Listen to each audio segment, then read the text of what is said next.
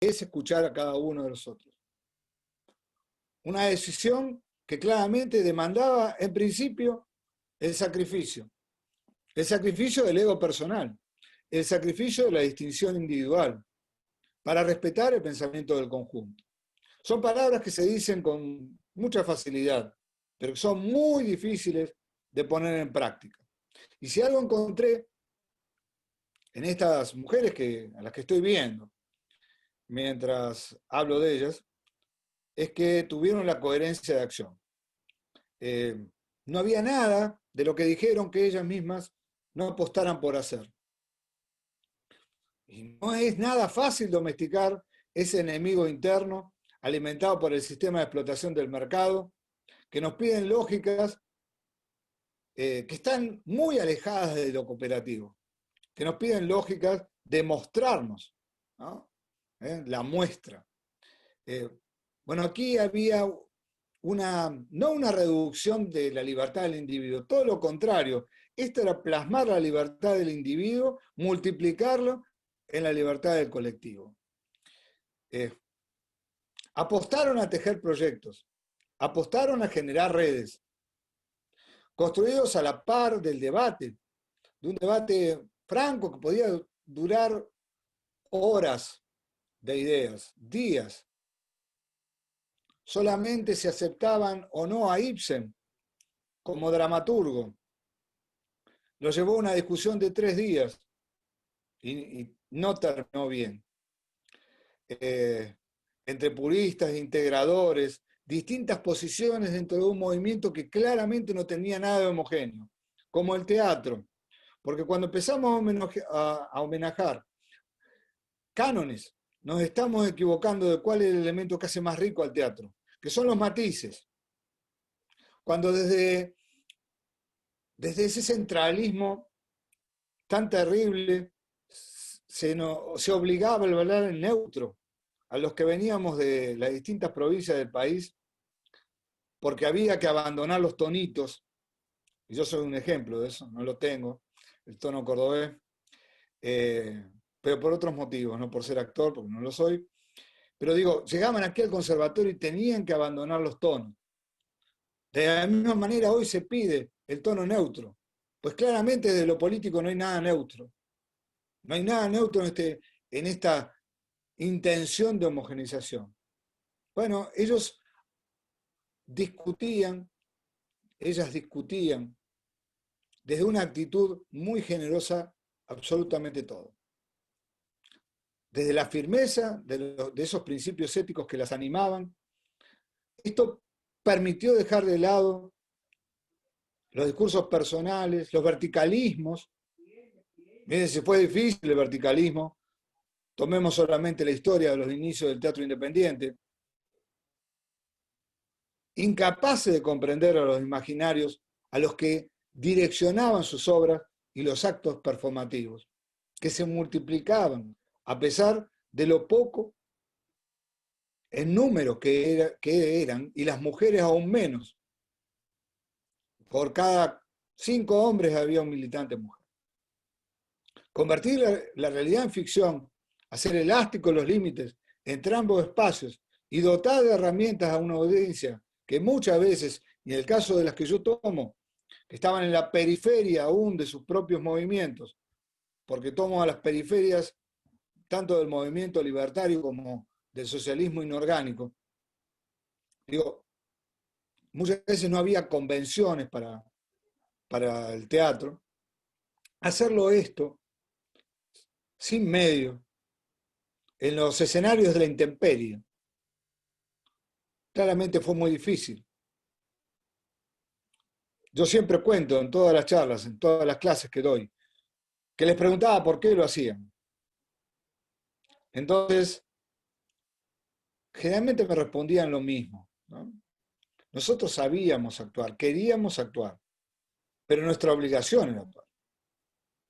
Por eso lo hacían a las 6 de la mañana, en una parada de tren, en el medio de la Patagonia, en caseríos perdidos, en las distintas provincias, donde ni siquiera la idea o la noción del sindicato había llegado. Allí se paraban y allí las acólitas hacían su experiencia, o las titiriteras, porque trabajaron en distintos lenguajes. Estas características, con diferencias o con matices, formaban parte de la encarnadura de un proyecto de cambio social radical, de raíz radical, que era el desafío. No servían los partidos burgueses del periodo, no servía el evolucionismo del Partido Socialista de turno, fundado por Juan Bautista Justo en 1896, que pretendía llegar a través de leyes que eran votadas, muy pocas, en el Congreso y nunca eran aplicadas después por los patrones. No, el cambio tenía que ser radical. Y por esto promovieron ser productoras de sus propias herramientas de producción. Que ellas mismas tuvieran, que estuvieran en sus manos. Esas fueron algunas de las características que pusieron en plano las manifestaciones políticas que definían el teatro obrero. No creían en la dramaturgia cerrada. Sus piezas siempre podían ser revisitadas. Es más, tenían que ser revisitadas. ¿Por qué? Porque había un trabajo directo con el público, al que no consideraban un recipiente. Ahí voy otra vez a Augusto, cuando habla del espectador, pero fundamentalmente cuando habla de la tiránica misión que el teatro burgués le dedicaba al público, ¿no? Ser un depósito. No, escuchaban, como dije antes, y había que revisitar, Eran claramente intérpretes amateur, que entregaban más pasión que depuración estética en sus performances. Pero esa pasión fue acompañada siempre por el deseo de mejorar. En los espacios menos visibilizados, en el suburbio de la creación, se lanzaron al reto de trazar puertes, a descubrir los componentes de ese discurso teatral que expresó también la nostalgia de los inmigrantes y que padecían su extrañamiento cultural en climas opresivos, cambiando las formas para reaparecer con la misma potencia, sin fundir sus particularidades, pero privilegiando sus luchas comunes. Por eso identidad y memoria, como hoy,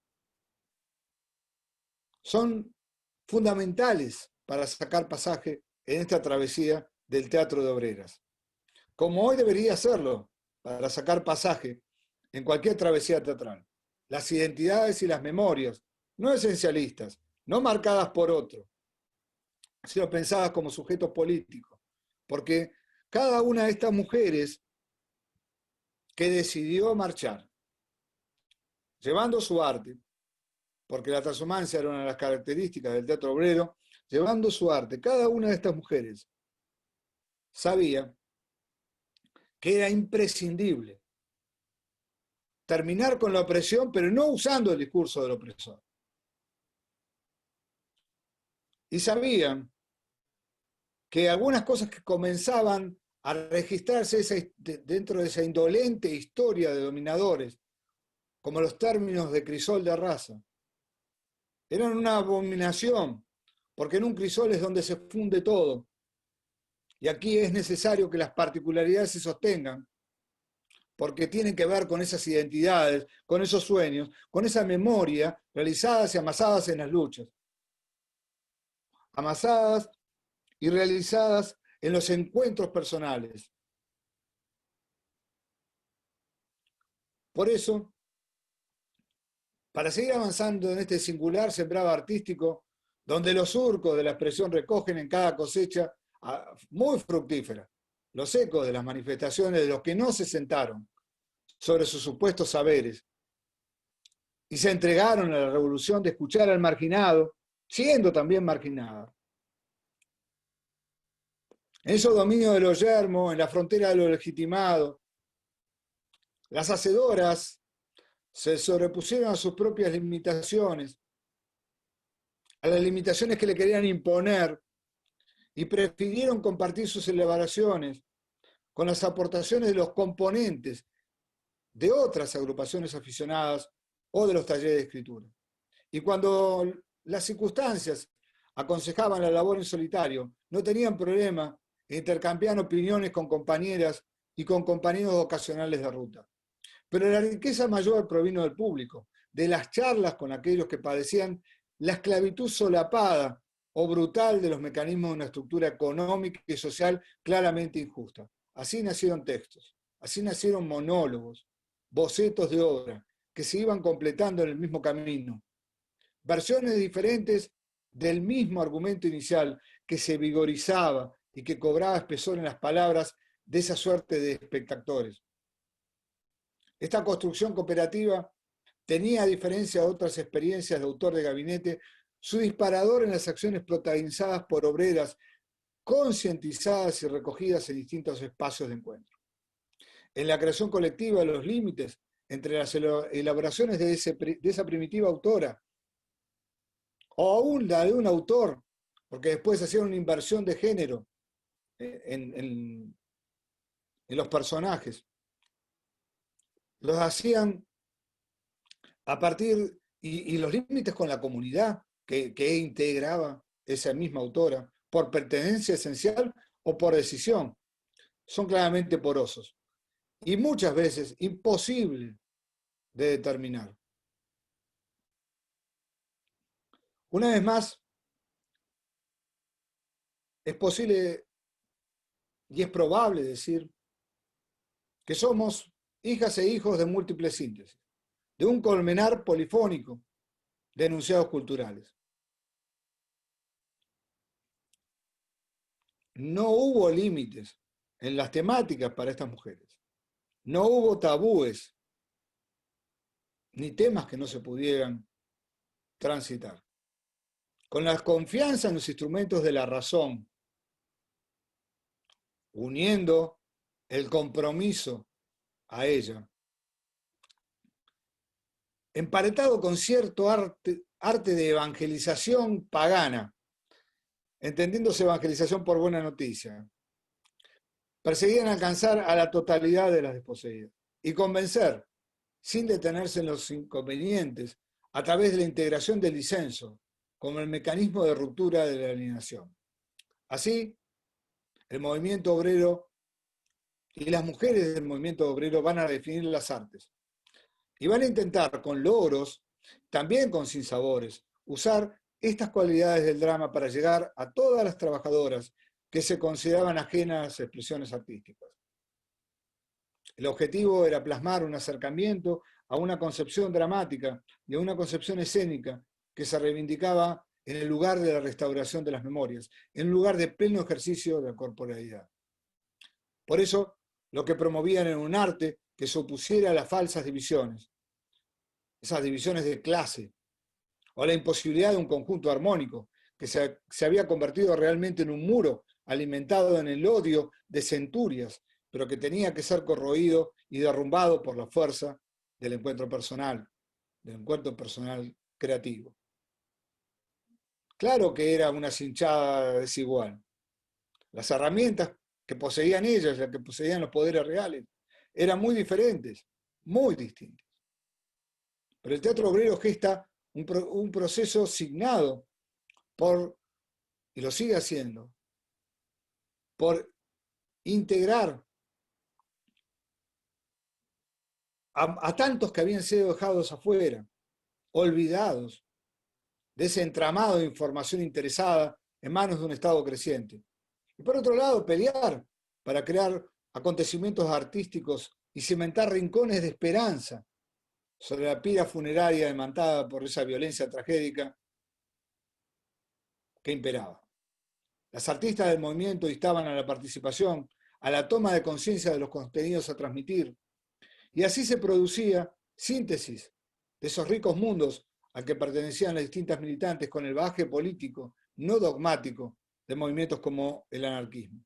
Esos relatos que articulaban las piezas, a pesar de la sencillez que marqué, claramente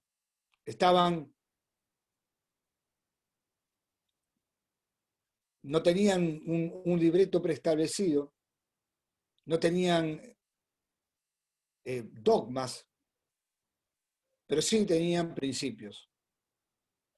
Y sí tenían herramientas aleatorias que empleaban para garantizar que esos caminos fueran muchos y fueran opcionales. Nunca se apartaron del rol de comunicadores. Nunca. Siempre fueron comunicadoras. Comunicadoras de la idea de libertad, de la idea de igualdad. Por eso, ese teatro de trabajadoras clasistas no giraba en torno a imposiciones estéticas. No. Esto promovía la libre expresión del artista, la autonomía de buscar su voz en el coro, y lo hacían a través de estrategias y de diversos lenguajes. Las titiriteras tuvieron un papel fundamental en la producción de esta escena, y su accionar se va a intensificar a partir de las represiones sistemáticas que los gobiernos de la reacción o los gobiernos con poco poder real en muchos lugares del país, como fueron los gobiernos radicales de Irigoyen, el primer gobierno de Irigoyen, y parte del gobierno de Marcelo Torcuato Bolívar, que no tenían poder real sobre ciertas regiones, digo, a pesar de estas represiones, lo siguieron haciendo. Los objetos podían reformular no lugares en escenarios viables. Vaya si lo supo Cantor, ¿no? Vaya si lo supo Villafani en la Argentina, si lo supo Ariel Bufano, si lo supo nuestra querida Mane Bernardo, si lo supieron tantos titiriteras y titiriteros que recorrieron este y tantos países de nuestra querida América Latina. Por eso vamos a encontrar a varias mujeres que colaboraron con los titiriteros o fueron titiriteras ellas mismas. Tenían que contar con un bagaje cultural suficientemente amplio como para lidiar con las diferentes adversidades que podían emerger. Lo hacían, como dije, en la praxis diaria, en el resquicio de ficción que representaban en cada obra. Saber leer la realidad del contexto es fundamental. Convertirla en pieza representable a través de formatos y destrezas que eran aprendidos requería justamente de una gran repetización. Eran habituales dominadoras de la retórica y del diálogo, herramientas básicas. Decían que imponiendo falsos criterios corrían el riesgo de ser como la oligarquía, que explotaba a las obreras y las sumía en ignorancia.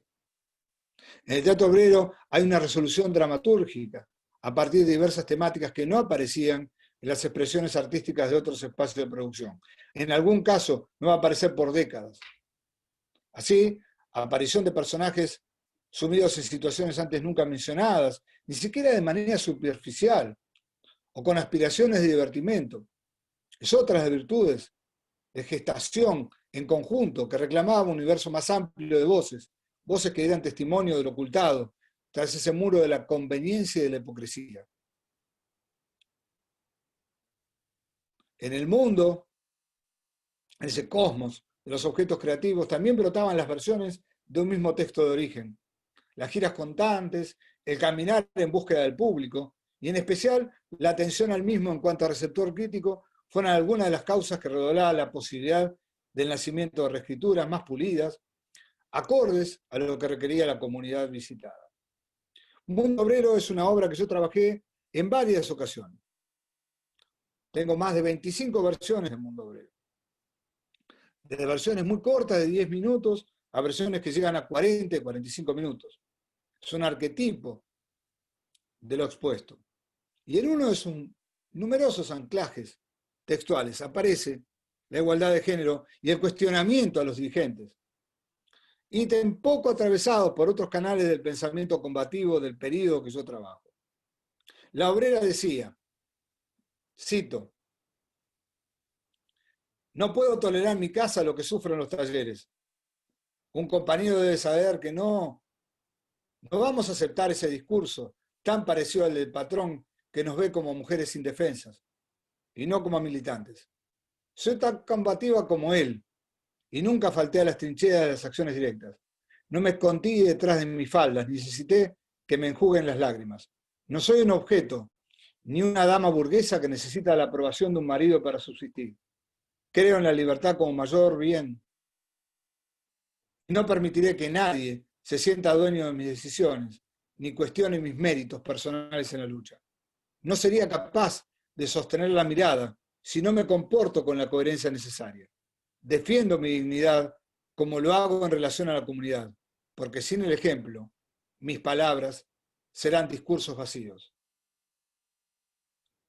Y un carpintero le contesta, confío en tu decir, pero me resulta difícil reconocer en lo que me contás a Juan.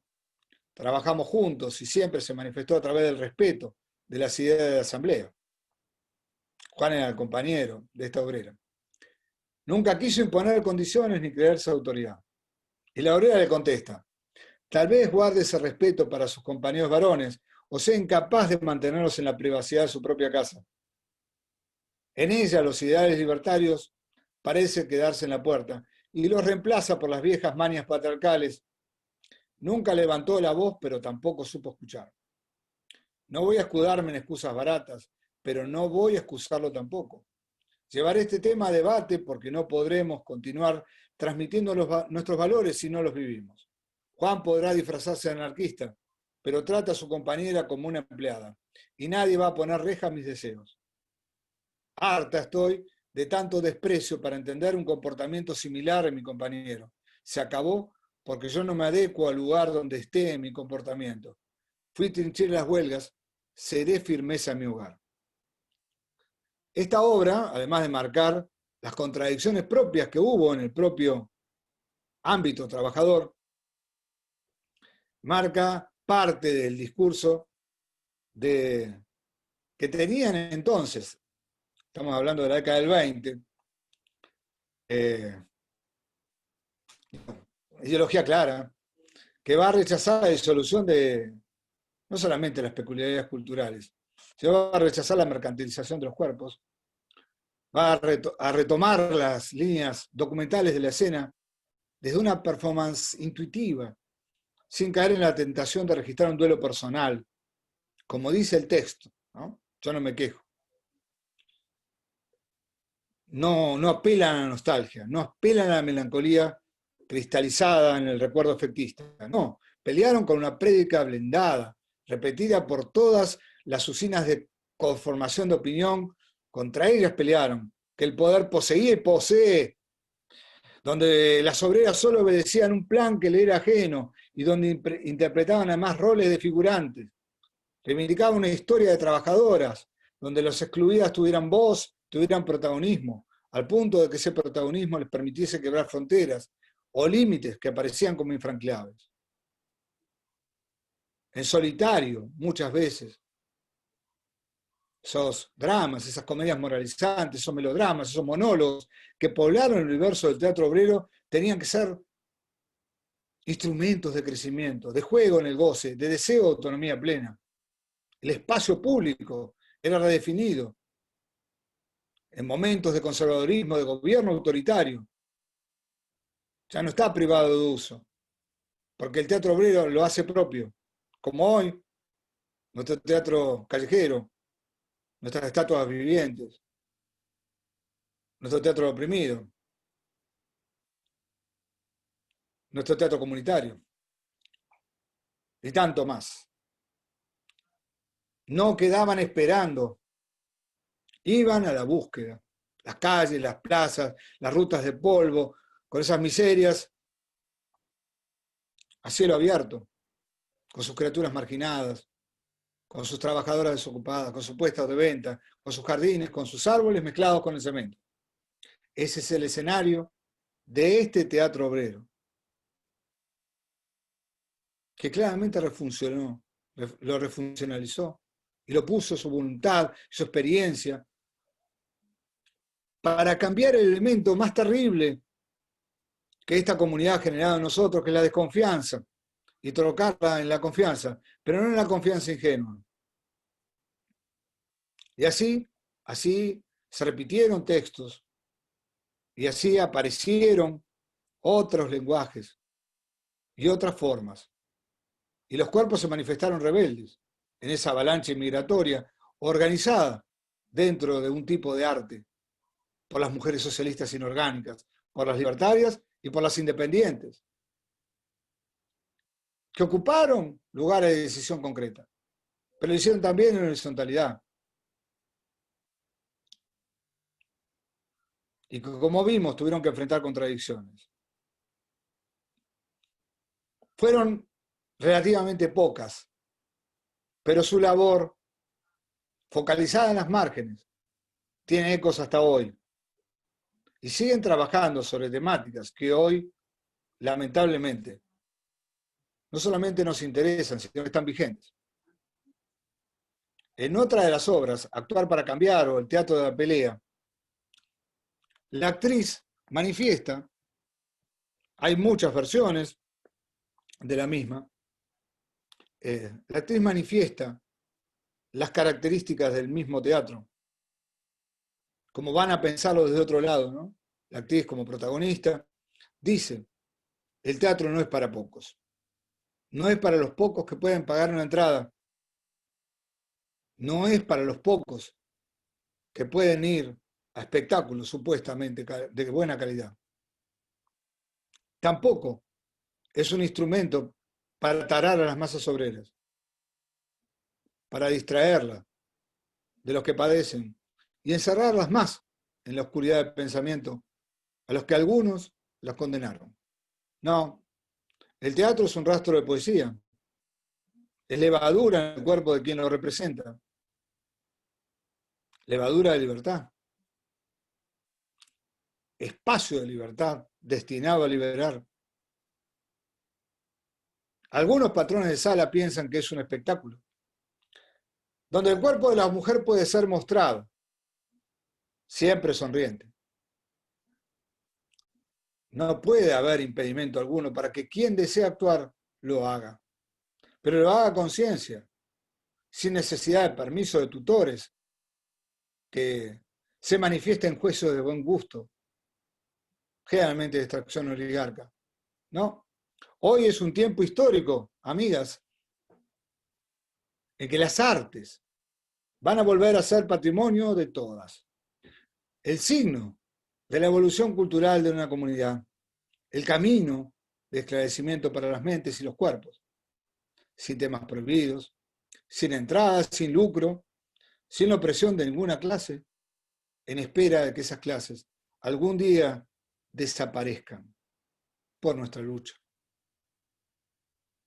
Se impone un teatro donde el debate prevalezca sobre las opiniones del poder. Yo soy solo una actriz. Claro, no estoy sola. Soy representante de todas. Estoy aquí no para buscar el aplauso, sino para decirle una vez más que yo pongo mi vida al servicio de ustedes. Sin palabras rebuscadas,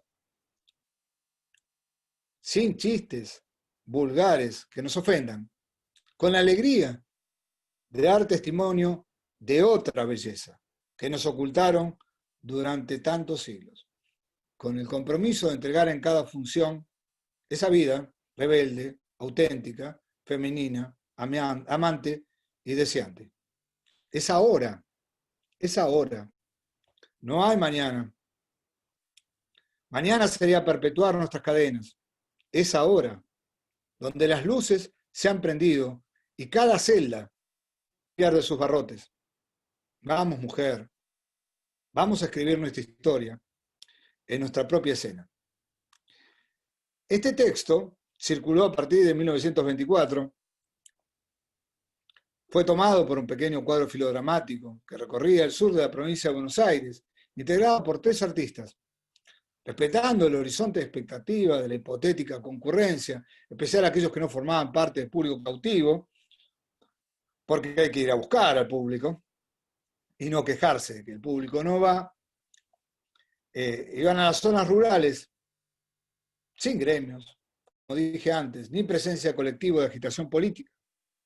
La posibilidad de cumplir con las metas de una propuesta estética pensada como provocadora eran mayores. Los monólogos se centraban en una heroína que se extendía en el resto de la sociedad. No hay heroínas ni héroes solitarios. porque esos son tragédicos.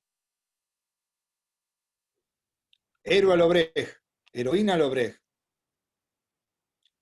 comunitaria. ¿Están todas ahí? Este monólogo lo reencuentro, presentado unos meses más tarde en No lugares cercanos a Tapalqué. Hay que imaginarse Tapalqué en 1925. Y la actriz dice, perdón, me acuerdo del rostro de quien me lo contó, que me estaba interpelando a mí mismo y me decía en ese momento qué estaba haciendo yo perdiendo el tiempo ahí y no salía a hacer la huelga. Estamos hablando de comienzo de la década del 90. Para la Argentina era un periodo complejo. La actriz decía, ustedes burgueses creen que hacen teatro y solo hacen obras vacías, sin sentido, muertas. Embrutecen más que el alcohol o los discursos socialistas. Aclaro, esto es parte de la pelea con el Partido Socialista Reformista. Hay inclusive obras que reflexionan sobre Dickmann, un diputado, senador, sobre Armando Repetto, otro diputado y senador socialista, prestamista, socialista, de ese periodo, reformista. Repetto es el tío abuelo de un locutor muy conocido de la Argentina, animador, de Nicolás Repetto, se llamaba exactamente igual. Por eso aparecen los discursos socialistas, ¿no? Es una crítica a esa. No están hablando del socialismo internacional después de venir un comunismo. Son piezas de diversión, dicen, que transforman a los artistas en bufones a sueldo, reiterando hasta el cansancio textos, si es que pueden llamarse textos. Sus funciones son ejemplos de un mundo injusto, donde todo se compra y se compra a precio vil. Incluso las conciencias o los cuerpos de las compañías esclavas en los tuburios solo pueden vivir en la individualidad egoísta. Y dicen que hacen arte. Patéticas criaturas humanas que no podrían encarcelar al arte ni poner límites al goce que genera. Mucho menos son capaces de adueñarse de su espíritu. Yo soy una simple actriz.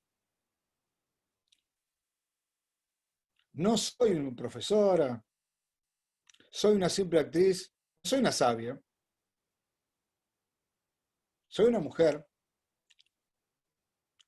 pero una mujer rebelde, que rompió los moldes que me quisieron imponer. Y que voy a reivindicar a la generosidad y al compromiso y a la pasión como los únicos valores escénicos. Sería capaz de interpretar un teatro que no pase por el placer y la convicción, que estremece nuestro ser como tibia brisa en el alba. Ese placer que nos convierte en usinas de amor fraterno, de amor real, para reencontrarnos sin ataduras ni cargas de supuesta moralidad. Soy una mujer. Estoy sola aquí, pero no lo estoy. Soy la voz de muchas que estamos señalando el final de una sociedad de mercado. Por eso te digo, patrón. Por eso te digo amanuense de patrón. Por eso te digo esbirro. Que mides bien el reloj, porque tu tiempo, aunque no lo sepas, se está acabando. Y el nuestro está por empezar. Finalmente, esa misma obra encuentra otro anclaje textual en presentaciones que van desde 1925 a 1927, por diversos lugares, incluyendo países limítrofes, que, insisto, no existían en la imaginación de nuestras trabajadoras y nuestros trabajadores del teatro obrero. Y este texto dice, actriz, el arte no es lo que enseñan en las lujosas salas, o los que dirigen mediocres compañías con poder económico. No, no sirven como ejemplo, no son guías para nosotros, actrices de la comunidad. No pueden imponernos textos, no puedo vetarnos temas, son apenas marionetas del dinero, son custodios de la taquilla que encierra las malas funciones con entradas pagas. Ahí los ven, como esos miserables contando el dinero. Nosotras, perdón, tenemos un teatro que nos pertenece. Y como mujeres tenemos una nueva lucha. Pero no nos cansan las luchas. Nos dan energía para ganar cada derecho por causa justa y voz en cuello. Seguiremos creando en libertad, sin órdenes, sin permiso de los hombres. Lo haremos desde la razón, pero también con la piel en rebeldía. Son nuestras historias. Las representamos con la valentía y la convicción que siempre nos han caracterizado. Somos mujeres. Nos llaman ignorantes. Nos tildan de gentuza, metida a actuar sin conocimiento ni propósito. Están tan equivocados. Si nos quieren obedientes, si no quieren santas esposas para mostrar desde falsas bellezas como a objetos, les vamos a responder con obras en las que sostenemos nuestros valores. No somos cobardes ni chillonas aguardando el reto. Creemos en el amor, creemos en la generosidad, creemos en la alegría, creemos en la firmeza como valores suficientes de cambio. Nada quedará de esta sociedad sucia. Nada quedará de esta sociedad desigual. La transformaremos en libre, sin agobios ni culpas, pintada de poesía y de pasión. Ah, se ríen ante mí. Les parezco una payasa delirante. Empiecen a temblar, porque una mujer libertaria les habla, y nada me puede callar. Ah, sí, hay algo que me puede callar. El triunfo de todas. Esta obra se dio, como dije, entre 1925 y 1927. Y era la necesidad de responder con el texto a la acción opresiva en forma casi inmediata. Y esto exigía que allí se pusiera no solamente pasión y oficio, sino que se generaran espacios de formación en los talleres de escritoras. Esa necesidad de llegar a tiempo en la exposición de problemas es motor para seleccionar formas de creación de obras funcionales. Para que se entienda el punto de vista que seguía la artista obrera, es necesario tener presente su principal objetivo, que es transformar. Que el espectador abandone ese espacio tan cómodo y que cuente con una mirada de género en tópicos especiales. Debe transformarse en generadora de cambios de comportamiento del público a partir de la acción dramática. Y las diferencias tenían que ser claras. Nunca aceptaría una posición en la que el ocasional receptor delega poderes en el personaje para que éste actúe y piense en su lugar. Cada artista tenía derecho a pensar por sí mismo, muchas veces en oposición al personaje. ¿Y qué buscaban? La concientización en la toma de decisiones. Esta acción no terminaba en el escenario. Esto se prolongaba en la realidad, tenía que prolongarse. Dramaturgia curtida en el campo de batalla, en los monólogos, en el medio de la nada. Dice un texto hecho en 1923 por un círculo femenino de Barracas, que fue cerrado por los mismos hombres libertarios, en un supuesto movimiento de integración para no dejar solas a las mujeres. Pero eso podemos hablar otro día. Dice el texto que se llama Mari, y Mari dice: algunos preguntan por nuestros principios. La falta de formación nos convierte en un movimiento más débil. Hay que terminar con esta falencia. Y rápido. Siendo mujeres nos agreden más. Esa es la estrategia degradadora del patriarcado machista. Nosotros tenemos que luchar por un sindicalismo revolucionario. Nunca aceptar las migajas de los reformistas. Quiero aclarar que la palabra revolucionario no era muy utilizada por los libertarios. En este caso, este círculo femenino trabajaba en conjunto con gente del Partido Socialista Internacional. Hermanas, sigue diciendo el texto. Hay que reorganizarse en la vida social.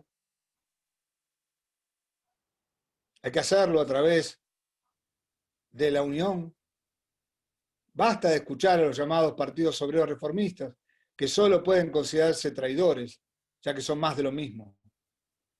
Somos enemigas convencidas de toda presencia del Estado, que también nos quiere poner cárceles. Tenemos que expresarnos a través de las comunas económicas, de las organizaciones de base, en campos, en fábricas. La asamblea es nuestra voz. Sí, compañeras, es la hora de escribir la historia.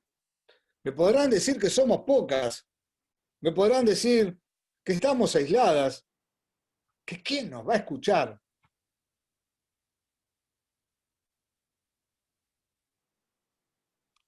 Dirán que no puedo analizar el presente con justicia.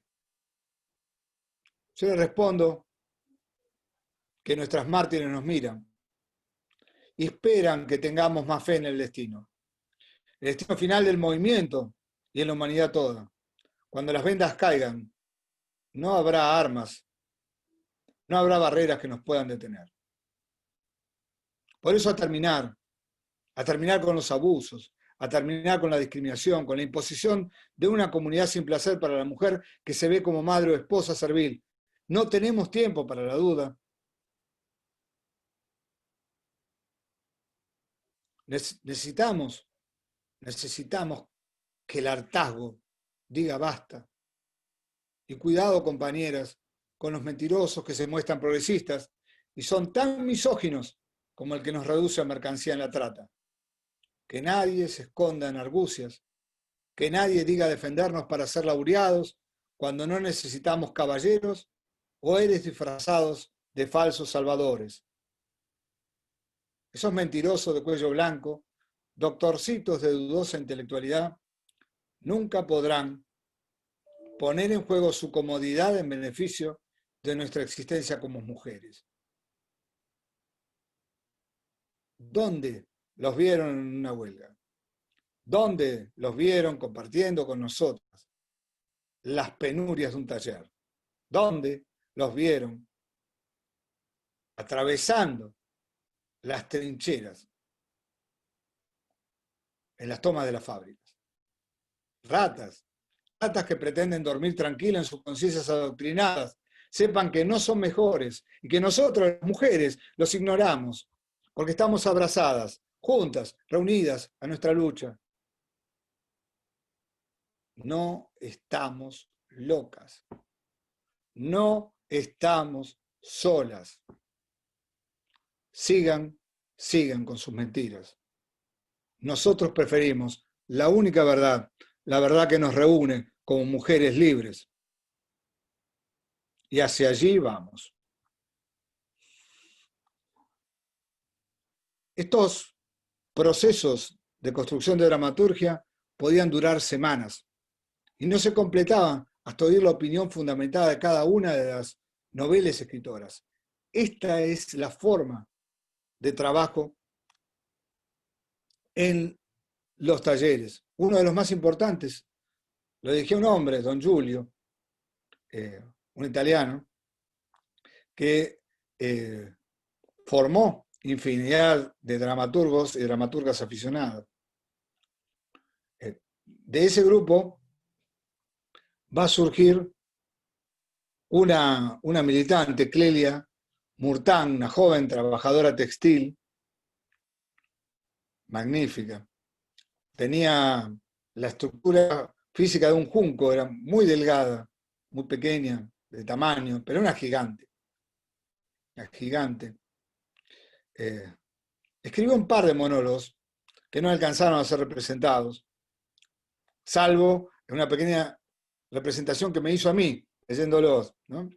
Pero no fueron nunca representados en público. Ella había estado en este taller y después va a generar, y uno de ellos, con el que me gustaría ir cerrando, como para dejar para preguntas, Clelia Murtán.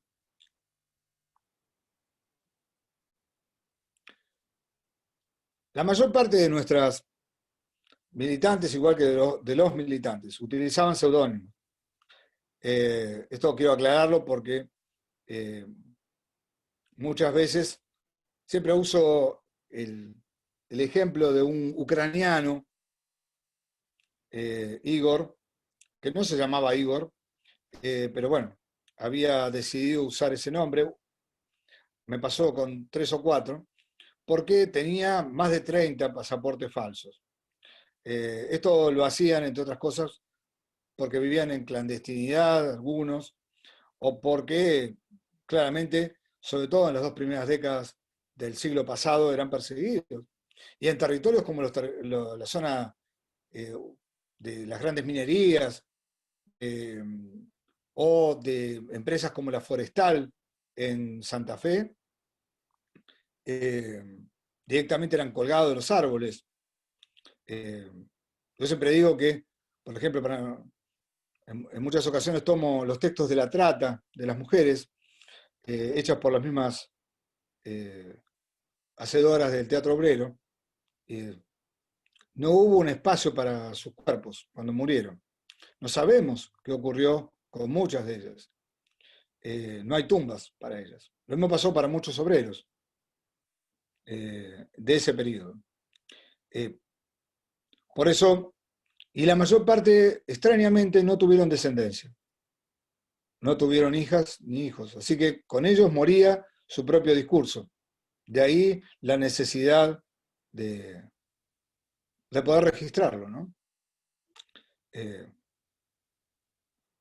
bueno, volviendo a ella, que es mucho más importante que yo, eh, Lamurtán en un momento escribió: no hay esperanza sin luz. Eh,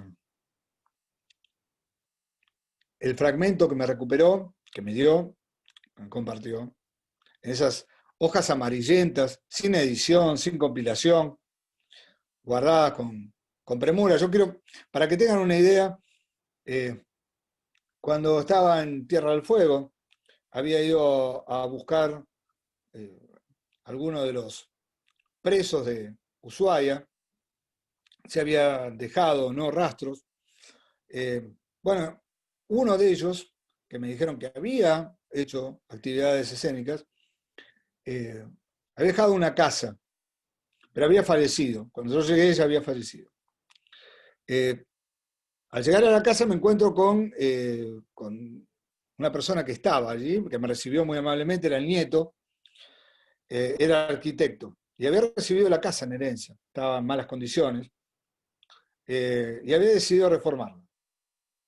Entonces, bueno, yo le dejé mi número de teléfono, iba a decir mi tarjeta, pero yo soy muy freudiano en eso, no tengo tarjeta, perdón, pero no tengo tarjeta. Le dejé mi número de teléfono, un papelito. Y me encontré con una sorpresa unos meses después, que me llamó y me dijo: tiene que venir acá. Rompiendo una pared para arreglar la casa, encontró una falsa pared, ¿no? Y del otro lado había una imprenta y había un montón de material. Eh, Eran las formas de trabajo, así como la forma de circulación del material que se hacían los boliches, ¿no? Uno dejaba un atado de hojas, venía otro media hora más tarde y se lo llevaba, y así circulaban y podían llegar hasta Estados Unidos los textos, donde había una fuerte colonia anarquista, ¿no? Que fue perseguida y destruida por el capitalismo norteamericano, ¿no?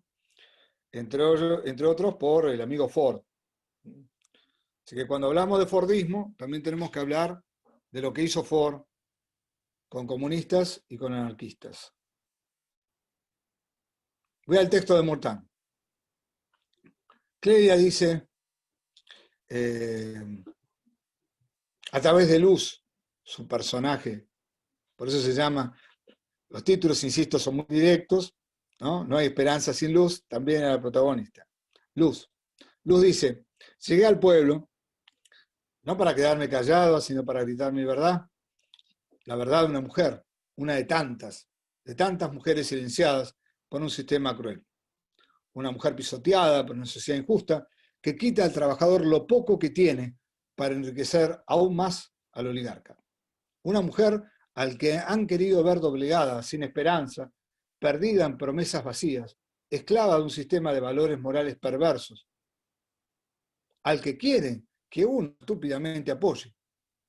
¿Cómo puede ser que una trabajadora apoye a quien la oprima?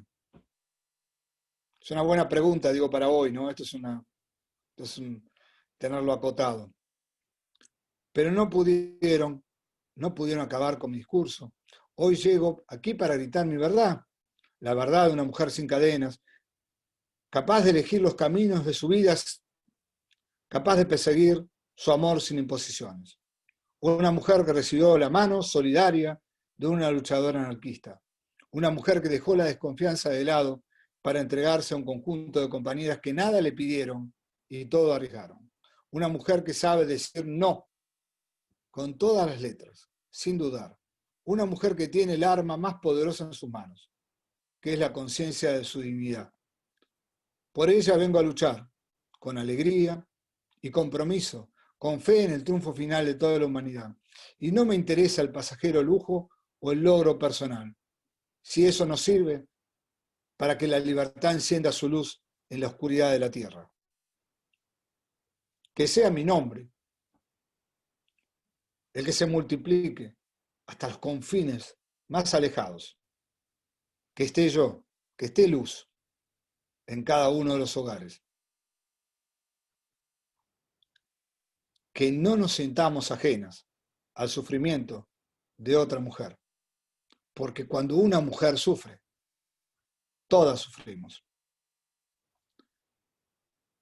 Este texto, que no tuvo representación, fue, insisto, tuvo varias versiones, esta es una, la que me alcanzó la propia militante, pero también tuvo modificaciones realizadas por ella misma, en acotaciones que hacía, borrando y escribiendo encima del propio texto. Hubo payadoras mujeres, hubo tangueras mujeres, dos ámbitos sumamente machistas para la época, provenientes de este espacio. Como dije, hubo titiriteras y hubo mujeres que acompañaron titiriteras, hubo mujeres del circo, con experiencia circense, como la familia Polidri. Hay una frase con la que me gustaría cerrar para las preguntas que puedan surgir, que me la dijo otra militante. Nosotros estábamos en todos lados, molestábamos donde podíamos molestar. Así que cuando yo le dije que mi idea era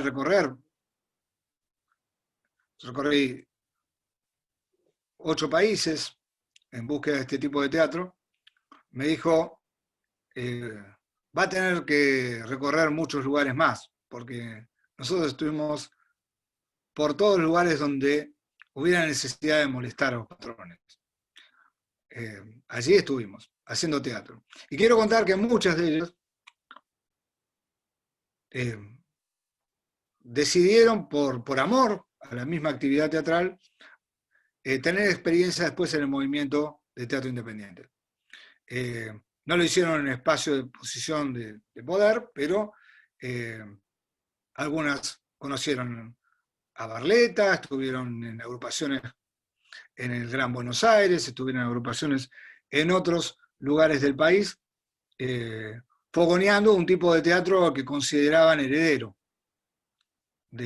al menos desde las posiciones éticas, no desde las posiciones estéticas claramente, de su propuesta. Así que, bueno, en principio les agradezco por haberme escuchado este tiempo. Podemos estar días hablando de ella. Y ahora sí, dejar un espacio para las preguntas que puedan surgir. O los comentarios, o lo que fuera.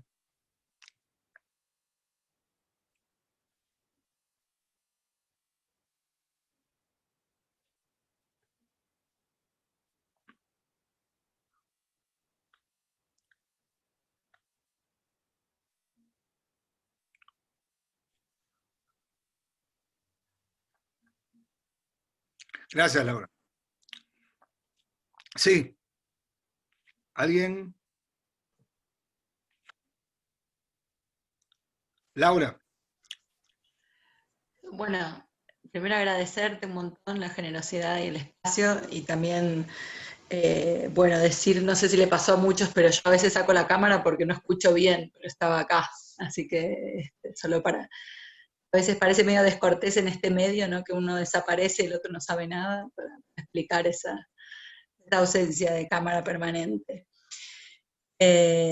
Bueno, yo quería hacer una pregunta, no sé, o sea, tampoco conozco mucho del tema, pero pensaba cuando hablabas que mucho en el teatro de agitación y propaganda, me quedé pensando bastante como si el propósito de ellas tenía, no sé, o sea, no me imagino todavía exactamente cómo funcionaba, pero como la enunciación es tan directa, me preguntaba si tenía un propósito político propagandístico, digamos, de traer a más mujeres o agitatorio, o las dos cosas, en fin, me generó interés. Las dos cosas.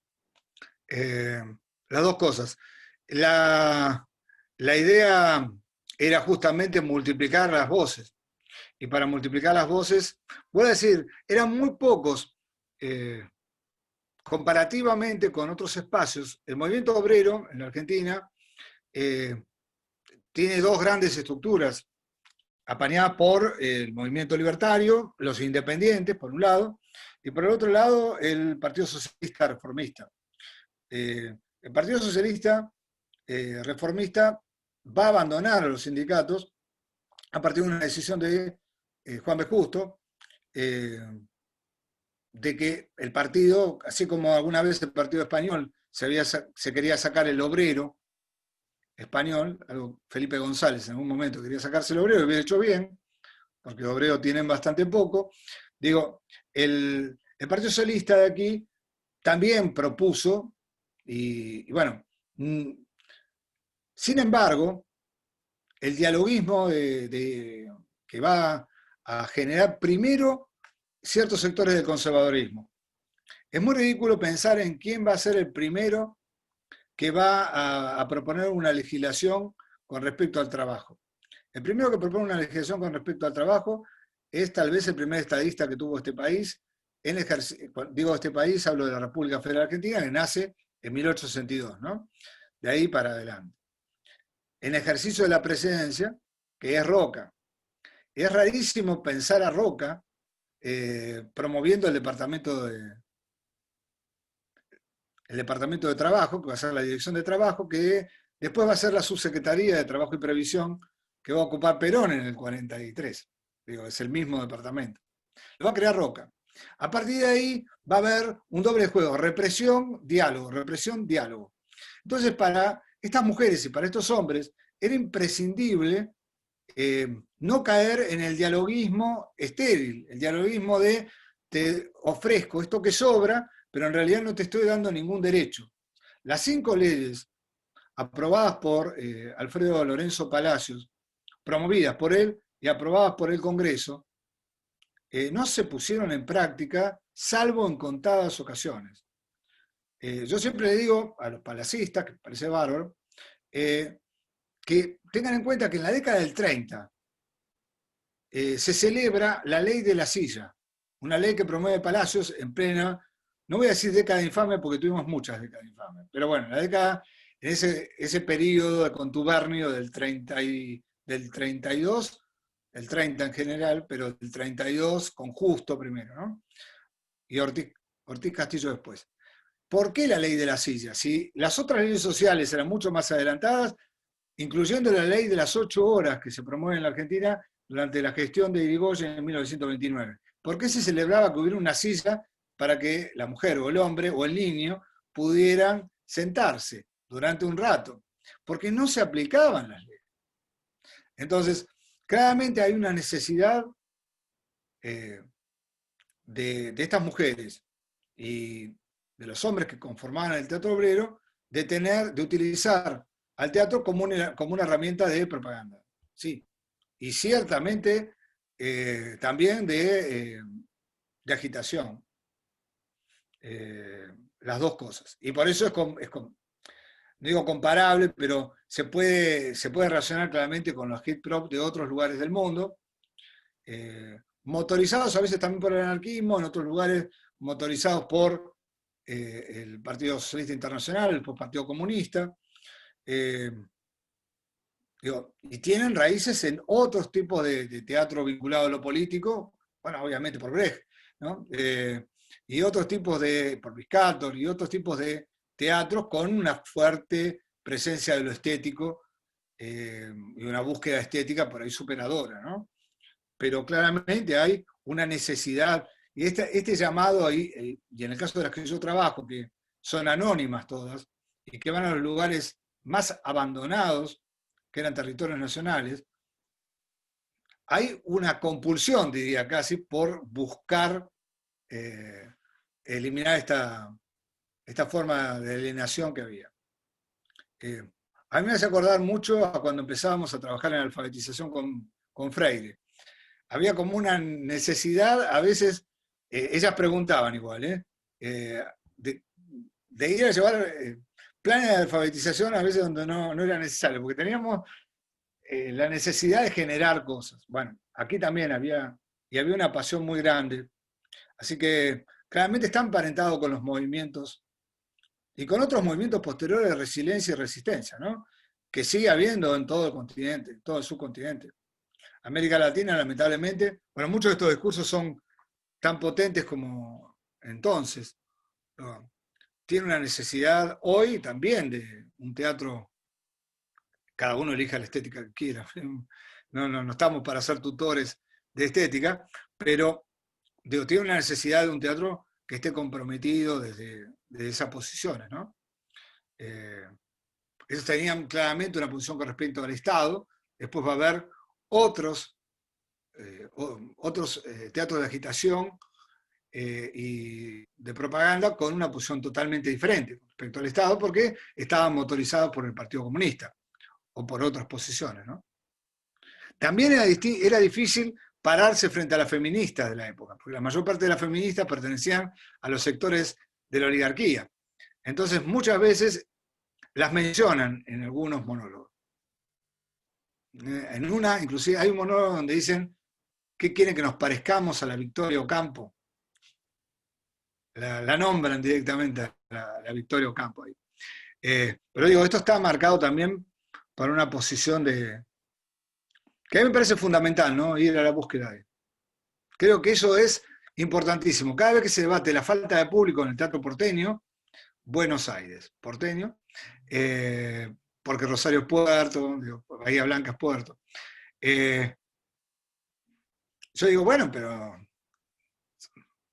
además de toda la actividad muy linda que se hace de formación, muy buena, formación de espectadores, escuelas como la de Jorge, son fundamentales. La ley que debería ponerse en práctica cabalmente, que habla de que haya teatro en las escuelas, también hay que salir a buscar público. Digo, hay que salir a buscar público, claramente.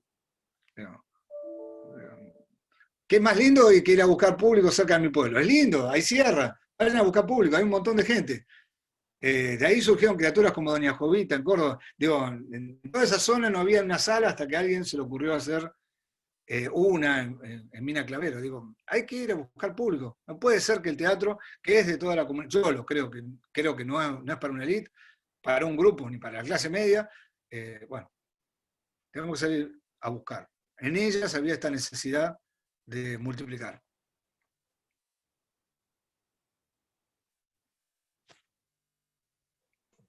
Gracias. Perdón si me apasiona un poco, ¿no? A veces me salta. Hola Carlos, ¿cómo estás? Soy Florencia, Venga. yo te escribí una pregunta por el chat, pero mejor te la leo. Sí, perfecto. Yo tenía una duda que al comienzo habías comentado que este tipo de teatro no se regía por el naturalismo ingenuo, o sea, le decían no al naturalismo, digamos, como, supongo que no a la forma imperante, ¿no? De construir el artificio teatral. Pero dice que tomaron estilos existentes y yo tenía como duda de cuáles eran esos estilos, porque sí es cierto que justo los ejemplos que nos diste fueron como monólogo o quizás ya decir parlamento al público, pero me llamaba la atención qué tipo de recursos usaban, digamos. Sí, mira, Florencia, en general ellos usaban, aparte de monólogo, por una cuestión de, yo hablé de economía de recursos, ¿no? Uh-huh. Usaron, tomaron, por ejemplo, dramas, el drama épico, tomaron dramas épicos, tomaron comedias moralizantes eh, y dramas realistas. Insisto, no generaron una estética propia. Y en cuanto a las poéticas de actuación, porque es teatro esto, ¿no? Tampoco tenían una técnica que no surgiera de las propias praxis. Pero bueno, digamos que tampoco la tenía el teatro empresarial de la época, que generó grandes actores, no la tenía Arata, digo, no la tenía Pepe Arias, a quienes admiro y doy en clase, aunque no estén en los programas oficiales, pero los doy porque es imposible entender la historia de nuestro teatro sin ellos, sin esos grandes actores populares. Y tampoco la tenía, convengamos, Leónidas Barletta, que no tenía la menor idea en cuanto a poéticas, a ver, era comunista, pero del Teatro de Arte de Moscú, nada. Ni Meyerhold, ni Stanislavski, ni Brecht, salvo algún elenco extranjero. Los anarquistas que pusieron un fragmento de una obra de Brecht, pero que lo hicieron sin la poética. Digo, esos llegarán a fines de la década del 50 a nuestro teatro independiente. Así que tampoco le podemos entrar en la falta de herramientas. Es decir, era un teatro que acá habían visitado Pirandello, la Argentina, había visitado Antoine, la Argentina, pero no mucho más. Y nuestro teatro era visto hasta ahí, digo, alguna gira a Europa, pero la grande gira que se había hecho a Brasil y después se cortó la relación. En cambio, este tipo de teatro tenía una forma de producción, de recepción y de circulación propia que le permitió, por ejemplo, llegar a Japón en 1910, con una obra. Fue un momento de inflexión para Japón. Aquellos que quieran o les interese saber los cambios que hay en el Japón de la Primera Guerra Mundial con respecto al Japón de la Segunda Guerra Mundial, me van a ver que aparecen algunos grupos libertarios y socialistas que son literalmente borrados de la faz de la tierra por los señores de guerra que, a ver, los señores de guerra son Honda, Toyota, Mitsubishi, son los mismos apellidos. Reconvirtieron en otra cosa, por ahí menos honorable, aunque no tiene nada honorable cortar la cabeza a alguien, salvo que sea Tom Cruise, perdón, en El Último Samurái, que ahí está bárbaro que lo mate. Pero digo, sacando esto no hay nada honorable. Pero para mencionar la circulación, ¿no? La pasión también que ponían en la forma de circulación, ¿no? Cómo llegaba. Pero refiero, está Laura que vive en Brasil, dificultoso que es para el teatro argentino llegar a Brasil, que es una tontería, digo, que aparezca mucho material de teatro, y yo recuerdo que fue detenido por la Primera Guerra Mundial un grupo de artistas argentinos que hicieron gira por todo Brasil, no eran anarquistas, nada que ver, eran empresariales. Pero digo, había una relación, entre ellos estaba Gardel, porque Gardel está siempre, y si no está es un mito, tiene que estar. Pero estaba Gardel, y estaba una gran artista, una gran mujer, una luchadora también, que estuvo en la huelga del 19 de los dos lados, una cosa rara, porque era empresaria, pero al mismo tiempo era artista, y estuvo de los dos lados, fue Camila Quiroga. Camila Quiroga había ido a esa gira. También recordar a las artistas empresariales, ¿no? Que fueron pocas las que eran cabezas de compañía, muy pocas, la Sorfilia Rico, las que querían hacer pelear los medios de la época.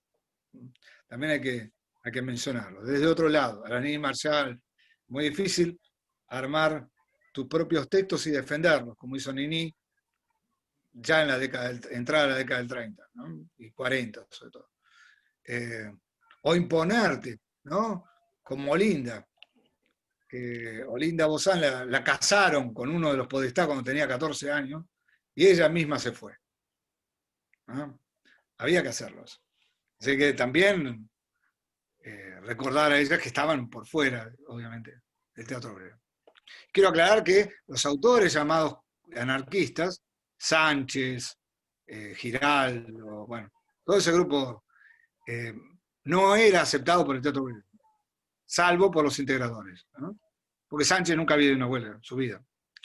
Lo que no quita méritos estéticos. Ya me peleé ya tuve bastante en el centenario de Sánchez en Uruguay, cuando un alumno mío hizo un libro que se llama Sánchez no era anarquista y se la agarraron conmigo.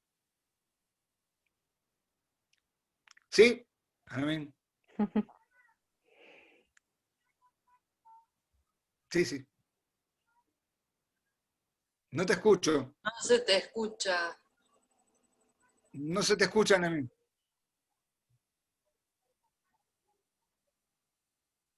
Ahora, ¿me escucha? Ahora sí. Es que está lejos, está en Puerto Rico. ¿No? Sí. Saludaba a Mariela, te saludo a ti, y si hay alguien más que conozco, pues saludo desde Puerto Rico. Mira, vine a escuchar la conferencia hoy, preguntándome dónde se tocan el teatro anarquista argentino y el de Puerto Rico, que acá lo estudiamos a nivel de bachillerato, la carrera que uno hace, y ya luego han aparecido otras tesis, y entonces yo veo unas concomitancias, es evidente en el periodo que establece desde la década última, desde 1880 hasta 1930 más o menos, ¿no? Bueno, entonces en cuanto a las féminas, me parece que hemos encontrado unas concomitancias entre nuestra autora Luisa Capetillo. Voy a dar unos datos históricos y luego el análisis dramático, que es el que a mí me toca, ¿verdad? Yo no soy historiadora. Ya había una represión contra los anarquistas en Chicago desde 1896, y en 1913 arrestaron a 2 colegas de Luisa Capetillo que estaban involucrados en el intento de asesinato del presidente de México y el de Argentina. Entonces, ella aparece en un libro que ustedes deben conocer mejor que yo, que es Voces de Liberación, de feministas anarquistas. Poco antes de su muerte, en el 22, el libro salió en 1921. De ahí el discurso internacionalista de ella, muy, muy marcado. Ella tiene, o sus investigadoras e investigadores detectan una influencia directa de Juana Rouco Buela, una feminista española, pero criada en Buenos Aires, una líder anarcosindical. Entonces, ya entrando al análisis dramático, el teatro era muy educativo, muy bien escrito, y ella tenía una línea de ideas modernizantes, modernizadoras, como ella le llamaba, y ella buscaba erradicar algo que mencionaste hoy. Ella se alejaba de la lágrima, típica del teatro anarcosindical, y buscaba eliminar esa sensación trágica. No utilizó la sátira. La sátira la utilizó nuestro autor, que ese sí yo lo he investigado, Manuel Alonso Pizarro. A Luisa también, pero menos. Pero ella sí hizo las paces con el realismo un poco el sentimentalismo que debía estar y los personajes sencillos, directos, como la literatura que hemos estudiado contigo, la literatura dramática anarquista. Quería aportar eso, o sea, ella se alejaba de un texto, por ejemplo, que ustedes conocen también mejor que yo, de Juan Moreira. Ella quería, el teatro de ella es un poco más realista, exquisito, 4 piezas exquisitas, y quería, ¿verdad?, aportarlo porque llevo un rato escuchando el teatro obrero que plantea, anarquista, y debía esta investigación o este aporte, y como hoy estamos en el AINCRIT, pues quería traerlo, y yo creo que hay que seguir ampliando ese lazo entre ambos procesos anarquistas, porque se estaban encontrando en sitios como este de allá de Chicago y los Estados Unidos, y hay unas concomitancias en la dramática muy palpable, muy palpable. Bueno, eso quería. Tú has estudiado otros países, además ellos no conocían esa frontera, no las establecían, no las reconocían, perdón. Y creo que entonces ya entra ahí en tu área de investigación Puerto Rico, hay unos libros que puedo pasarte, una investigación al respecto. Y bueno, y la que estamos haciendo ya en la universidad. Eso. Gracias, Anami.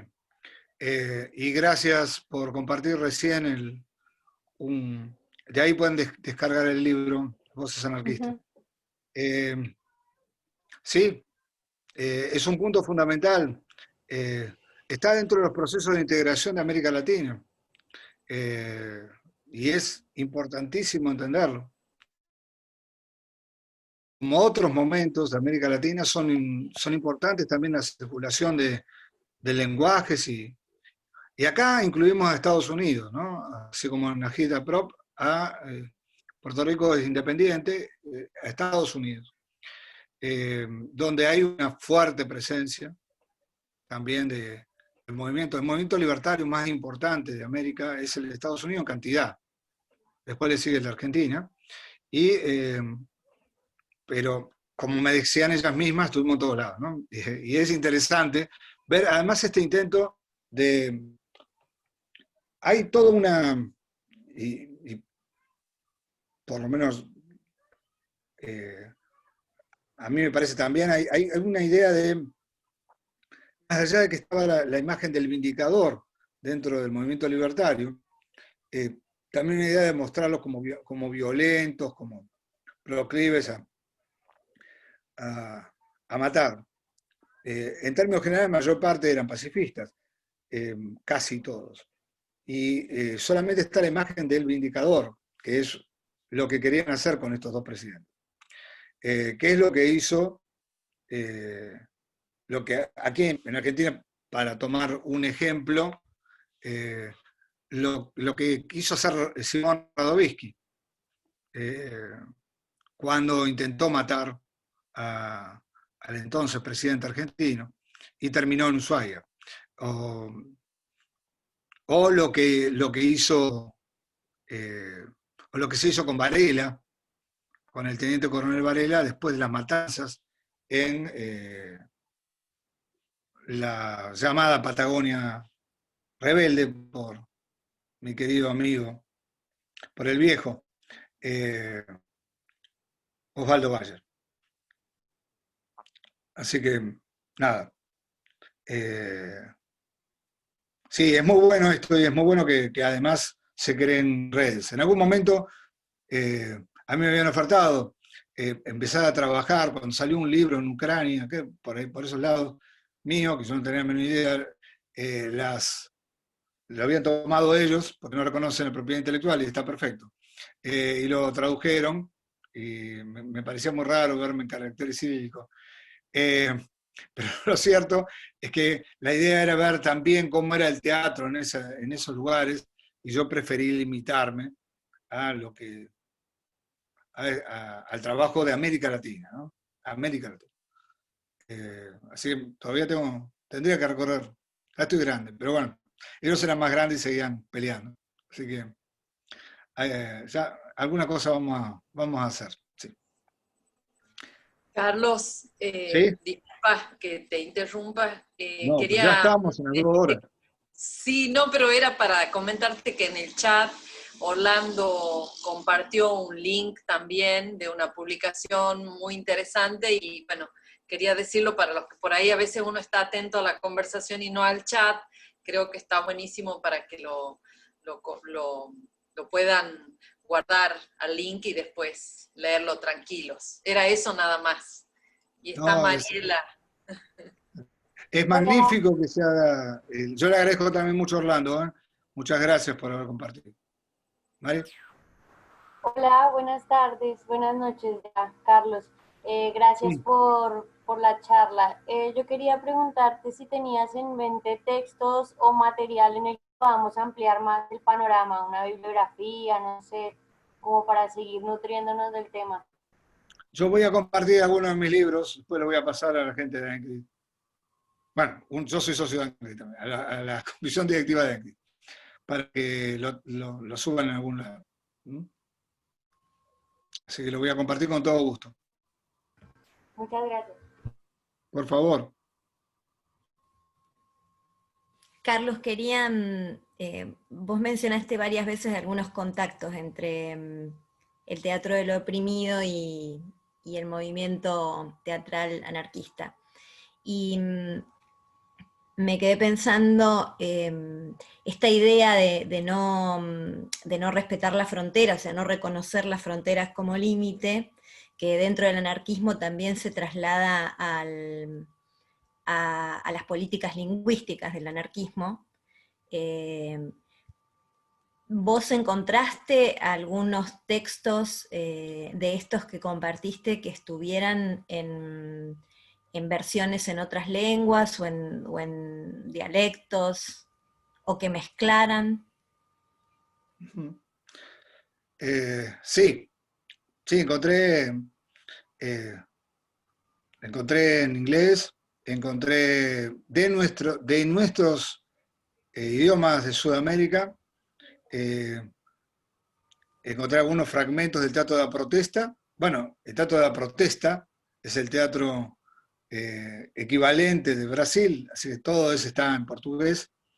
En guaraní, fragmentos de obras que empezaron aquí y militantes que después pasaron por el territorio Paraguay.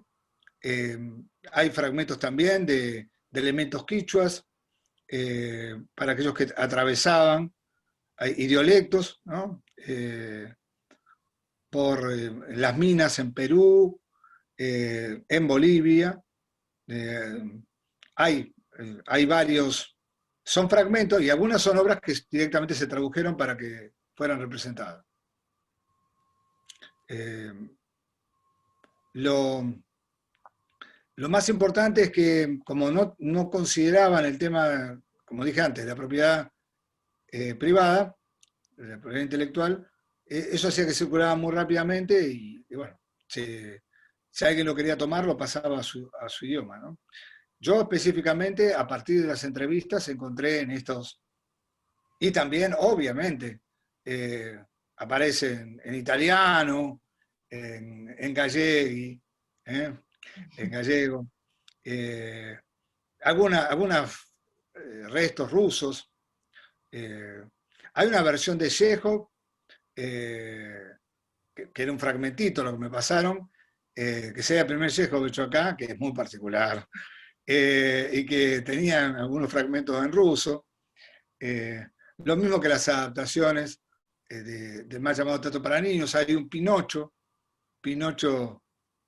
un fragmentito tengo de un Pinocho donde se lo compara la mentira, ¿no? El crecimiento de la nariz, me acuerdo, con la patronal, y hay fragmentos de italiano.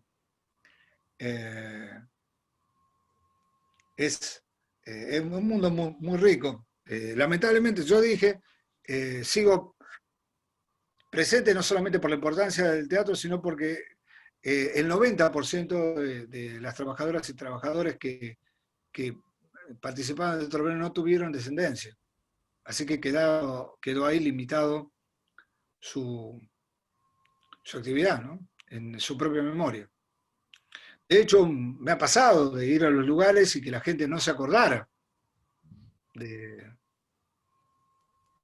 Y con el correr del tiempo, bueno, la gente no sabe quién es Alfredo Halcón, así que alumnos en clase no saben quién es Alfredo Alcón, bueno, mucho más pasaba con ellos cuando iba a las localidades, ¿no?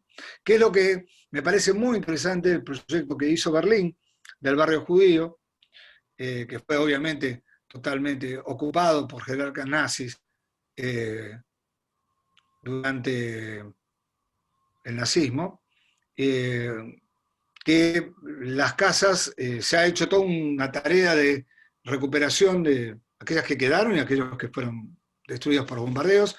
En los espacios aparece el nombre del quien era su propietario, ¿no? Del judío que había sido llevado a los campos de concentración y que murió. Y es interesante porque se encuentra toda una visibilización que tiene que ver con la memoria, como nuestras, por ejemplo, lo que se hace con los ladrillos o con las baldosas, recuerdan a nuestros desaparecidos, ¿no? En la Argentina, en distintos lugares de Argentina. Pero creo que son importantes para la memoria. Estábamos con un proyecto así en Entre Ríos, donde por lo menos teníamos algunos lugares detectados. Así que por ahí se hace.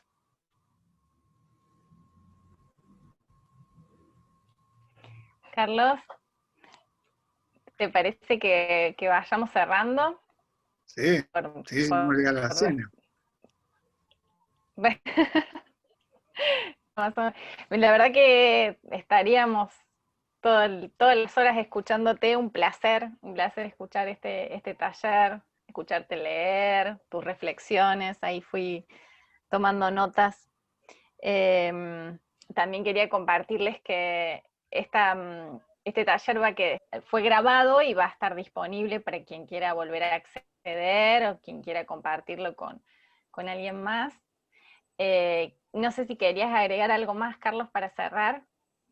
Sí, simplemente agradecerle a todas y todos los que participaron, agradecer a la querida Ingrid, a todos esos rostros familiares que he vuelto a ver, que fue una gran alegría para mí. Yo voy a seguir haciendo talleres, tenemos pensado unos talleres que tratan el tema de la mujer, una cuestión de género, con Mariela Riano, que está participando hoy. Así que están invitados para los que quieren continuar con la tarea. Pero fundamentalmente agradecer, y yo recupero y quiero recuperar este espíritu de encuentro, ¿no? Y de generosidad con ellos. Y realmente esto, cuando uno participa en las actividades de Ingrid, lo encuentra. Así que para mí es un placer fantástico encontrarte además, Laura. Igualmente. Muchas gracias. Gracias a vos. Y están preguntando ahí por qué medio iban a dar los talleres que recién mencionabas, y me parece que ya respondieron, ¿no? La Universidad del Sur, ¿puede ser la Universidad Nacional del Sur? Así. Buenísimo. Y queríamos informarles también que les vamos a hacer llegar una información técnica a través de los mails que ustedes registraron al inscribirse, los certificados, las constancias. Quienes no se hayan inscrito pero estén participando hoy de este taller, nos escriben por favor un mail a Ingrid, así también le hacemos llegar la constancia. Gracias infinitas, Carlos, por tu generosidad de siempre, por compartir toda tu experiencia, tu trayectoria, todo lo que sabes y del modo en que lo haces, de ese modo comprometido de transmitirlo. Y no sé, Sonia, si querías agregar algo más.